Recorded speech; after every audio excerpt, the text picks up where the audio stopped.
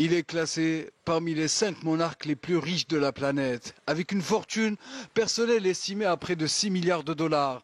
Mohamed VI s'en tire à très bon compte. Paradoxalement, son pays s'enlise depuis des années dans une profonde crise socio-économique.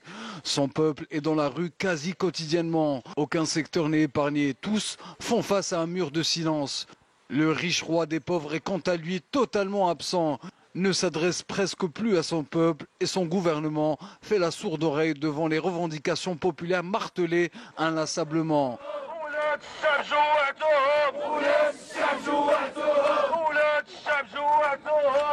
Et ce n'est pas près de changer. Le budget 2023 consacré aux dépenses du monarque a même été revu à la hausse. Sur les 50 millions d'euros alloués au roi, 26 sont destinés au poste dit personnel.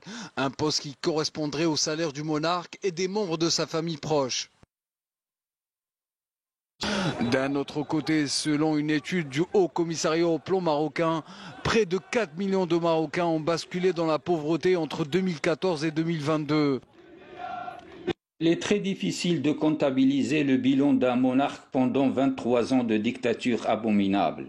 Alors que la fortune de la monarchie alawite est l'une des plus riches au monde. 600 voitures de luxe. Quant aux bijoux et aux montres à 1 million d'euros, on ne compte plus. C'est une vraie caserne d'Ali Baba. La crise sanitaire et l'inflation ont contribué à une baisse du niveau de vie des Marocains de près de 8%. Une situation qui ne cesse de s'aggraver. Conséquence directe, ils sont de plus en plus nombreux à battre le pavé pour dénoncer une politique d'appauvrissement volontaire. Pire encore, le rapport Davos 2023 du Forum économique mondial dresse un constat noir. Il souligne que l'économie marocaine est menacée d'effondrement, alors même que le Marzène vient de se voir attribuer une nouvelle ligne de crédit par le FMI.